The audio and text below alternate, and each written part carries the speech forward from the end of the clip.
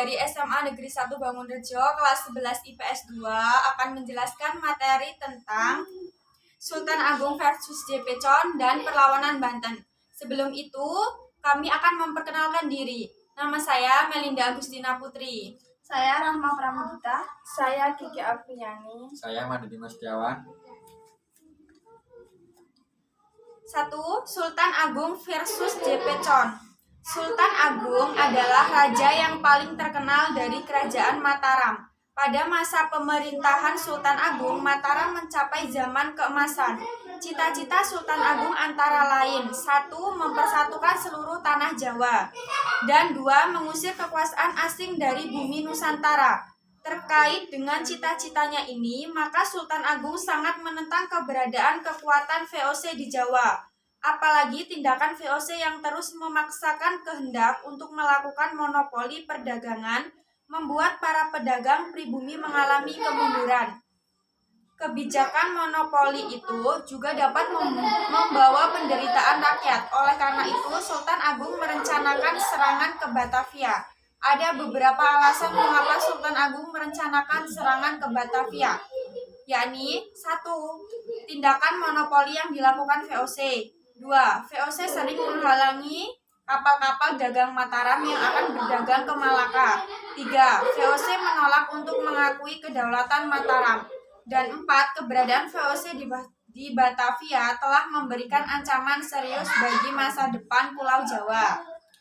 Pada tahun 1628, Sultan Agung mempersiapkan pasukan Mataram dengan segenap persenjataan dan perbekalannya untuk menyerang VOC di Batavia.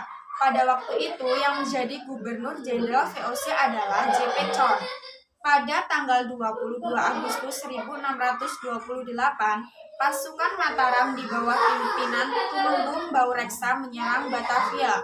Pasukan Mataram berusaha membangun pos-pos pertahanan, tetapi kompeni VOC terus berusaha menghalangi. Akibatnya, pertempuran antara kedua pihak tidak dapat dihindarkan.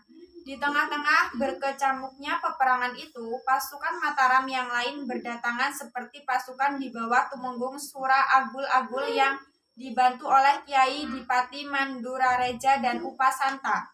Datang pula laskar orang-orang Sunda di bawah pimpinan Dipati Upur. Pasukan Mataram berusaha mengepung Batavia dari berbagai tempat. Terjadilah pertempuran sengit antara pasukan Mataram melawan tentara VOC di berbagai tempat. Tetapi kekuatan tentara VOC dengan senjatanya jauh lebih unggul, sehingga dapat memukul mundur semua lini kekuatan pasukan Mataram. Tumenggung Baureksa gugur dalam pertempuran itu. Dengan demikian, serangan tentara Sultan Agung pada tahun 1628 itu belum berhasil. Sultan Agung tidak lantas berhenti dengan kekalahan yang baru saja dialami pasukannya. Ia segera mempersiapkan serangan yang kedua. Belajar dari kekalahan terdahulu, Sultan Agung meningkatkan jumlah kapal dan senjata. Ia juga membangun lumbung-lumbung beras untuk persediaan bahan makanan seperti di Tegal dan Cirebon. Tahun 1629, pasukan Mataram diberangkatkan menuju Batavia. Sebagai pimpinan pasukan Mataram dipercayakan kepada Tumenggung Singaranu Kiai Dipati Juminah dan Dipati Purbaya. Ternyata informasi persiapan pasukan Mataram diketahui oleh VOC. Dengan segera VOC mengirim kapal-kapal perang untuk menghancurkan lumbung-lumbung yang dipersiapkan pasukan Mataram. Di Tegal, tentara VOC berhasil menghancurkan 200 kapal Mataram, 400 rumah penduduk, dan sebuah lumbung beras. Pasukan Mataram pantang mundur dengan kekuatan pasukan yang ada, terus berusaha mengepung Batavia. Pasukan Mataram berhasil mengepung dan menghancurkan benteng Hollandia. Berikutnya, pasukan Mataram mengepung benteng Bomel tetapi gagal menghancurkan benteng tersebut. Pada tahun pengepungan benteng Bomel, terpetik berita bahwa JP Con meninggal. Peristiwa ini terjadi pada tanggal 21 September 1629. Dengan semangat juang yang tinggi, pasukan Mataram terus melakukan penyerangan. Dalam situasi yang kritis ini, pasukan VOC semakin marah dan meningkatkan kekuatannya untuk mengusir pasukan Mataram. Dengan mengandalkan persenjataan yang lebih baik dan lengkap, akhirnya dapat menghentikan serangan-serangan pasukan Mataram. Pasukan Mataram semakin melemah dan akhirnya ditarik mundur kembali ke Mataram. Dengan demikian, serangan Sultan Agung yang kedua ini juga mengalami kegagalan. Kegagalan pasukan Mataram menyerang Batavia membuat VOC semakin berambisi untuk terus memaksakan monopoli dan memperluas pengaruhnya di daerah-daerah lain. Namun, di balik itu VOC selalu khawatir dengan kekuatan tentara Mataram. Tentara VOC selalu berjaga-jaga untuk mengawasi gerak-gerik pasukan Mataram. Sebagai contoh, pada waktu pasukan Sultan Agung dikirim ke Palembang untuk membantu Raja Palembang dalam melawan VOC, langsung diserang oleh tentara VOC di tengah perjalanan. Perlawanan pasukan Sultan Agung terhadap VOC mengalami kegagalan. Namun, semangat dan cita-cita untuk melawan dominasi asing terus tertanam pada jiwa Sultan Agung dan para pengikutnya. Secara militer, Mataram memang tidak berhasil memaksa VOC untuk menjadi bawahan Mataram. Sementara itu, tentara VOC sendiri sebenarnya merasa khawatir dan segan terhadap kekuatan militer Mataram. Sultan Agung yang cerdas itu kemudian menggunakan kemampuan diplomasi. Melalui kemampuan diplomasinya, Sultan Agung berhasil memaksa VOC untuk mengakui eksistensi Mataram dan Sultan Agung sebagai yang Pertuan Agung. Hal ini buktikan dengan pengiriman upeti secara periodik dari VOC ke Mataram. Sementara VOC mendapat imbalan diizinkan untuk melakukan perdagangan di pantai utara Jawa. Dalam perdagangan ini, VOC cenderung melakukan monopoli. Sayangnya, semangat dan kebesaran Sultan Agung itu tidak diwarisi oleh raja-raja pengganti Sultan Agung. Setelah Sultan Agung meninggal tahun 1645, Mataram menjadi semakin lemah sehingga akhirnya berhasil dikendalikan oleh VOC. Sebagai pengganti Sultan Agung adalah Sunan Amangkurat I. Ia memerintah pada tahun 1646 sampai 1677. Ternyata Raja Amangkurat I merupakan raja yang lemah dan bahkan bersahabat dengan VOC. Raja ini juga bersifat reaksioner dengan bersikap sewenang-wenang kepada rakyat dan kejam terhadap para ulama. Oleh karena itu, pada masa pemerintahan Amangkurat I itu timbul berbagai perlawanan rakyat. Salah satu perlawanan itu dipimpin oleh Trunajaya. 2. Perlawanan Banten. Banten memiliki posisi yang strategis sebagai bandar perdagangan internasional. Oleh karena itu, sejak semula Belanda ingin menguasai Banten tetapi tidak pernah berhasil. Akhirnya, VOC membangun bandar di Batavia pada tahun 1619. Terjadi persaingan antara Banten dan Batavia memperebutkan posisi sebagai bandar perdagangan nasional. Pada tahun 1651, Pangeran Surya naik tatah di Kesultanan Banten. Ia adalah cucu Sultan Abdul Mufakir Mahmud Abdul Karim, anak dari Sultan Abu Al-Mali Ahmad yang wafat pada 1650. Pangeran Surya bergelar Sultan Abu Al-Fat Abdul Fattah. Sultan Abu Al-Fat Abdul Fattah ini lebih dikenal dengan nama Sultan Ageng Tirtayasa. Ia berusaha memulihkan posisi Banten sebagai bandar perdagangan internasional sekaligus menandingi perkembangan VOC di Batavia. Sultan Agung Tirtayasa juga mengembangkan hubungan dagang dengan negara-negara Asia seperti Persia, Benggala, Siam, Tonkin, dan Cina. Perkembangan di Banten ternyata sangat tidak disenangi oleh VOC. Oleh karena itu, untuk melemahkan peran Banten sebagai bandar perdagangan, VOC sering melakukan blokade. Junjung Cina dan kapal-kapal dagang dari Maluku dilarang oleh VOC meneruskan perjalanan menuju Banten. Sebagai balasan, Sultan Ageng mengirim beberapa pasukannya untuk mengganggu kapal-kapal dagang VOC dan menimbulkan gangguan di Batavia.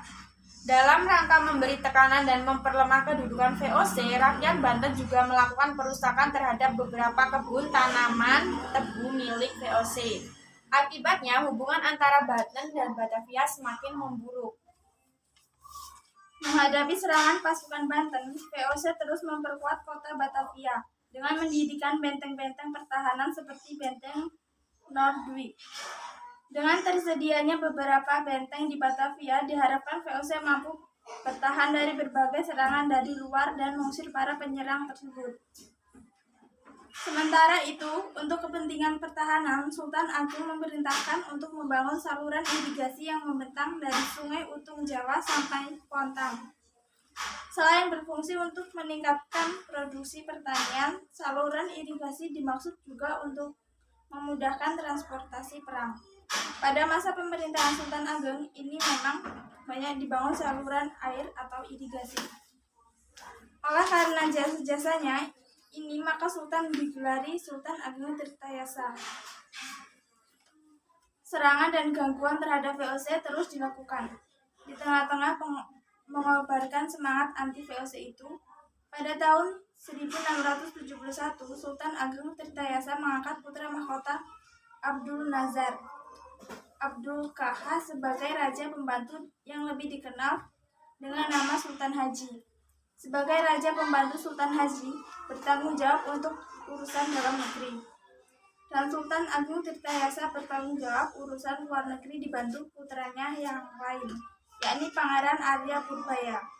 Pemisahan urusan pemerintahan di Banten ini tercium oleh perwakilan VOC di Banten, Wesaf, dan ia kemudian mendekati dan menghasut Sultan Haji agar urusan pemerintahan di Banten tidak dipisah-pisah dan jangan sampai kekuasaan jatuh ke tangan Arya Purbaya.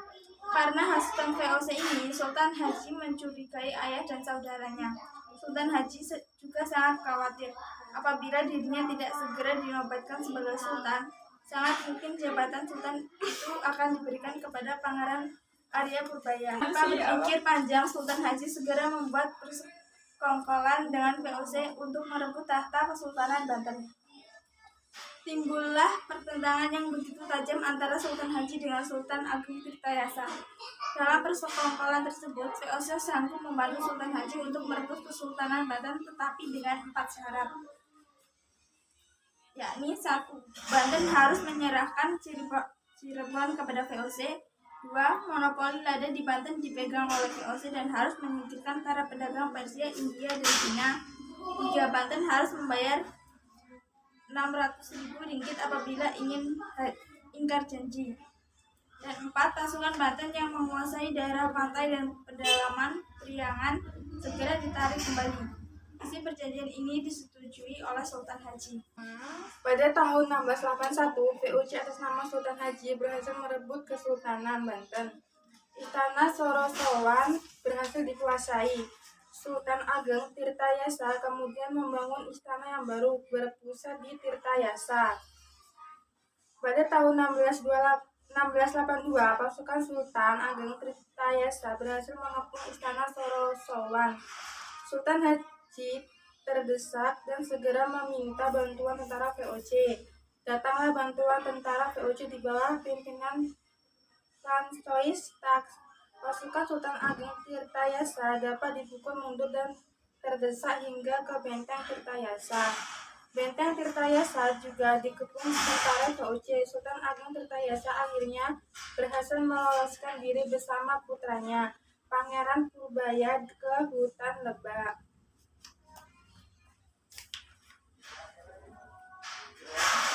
Tentara VOC terus memburu Sultan Ageng Tirtayasa beserta pengikutnya yang kemudian bergerak ke arah Bogor. Pada tahun 1683, Sultan Ageng Tirtayasa berhasil ditangkap oleh VOC. Dengan tipu muslihat, Sultan Ageng ditawan di Batavia sampai wafatnya pada tahun 1692.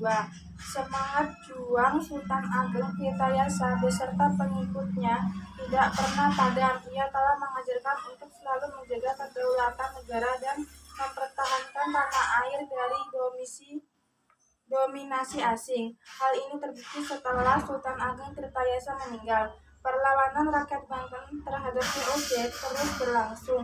Misalnya pada tahun 1750, berkobar perlawanan yang dipimpin oleh seorang ulama terkenal yakni Ki Tapa.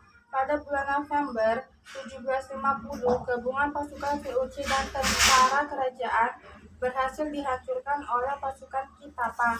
Ki Tapa ini antara lain juga mendapat dukungan seorang pangeran yang bekerja sama dengan Ratu Bagus. Perlawanan Ki Tapa ini semakin membuat VOC tidak ingin dipermalukan oleh pasukan pribumi.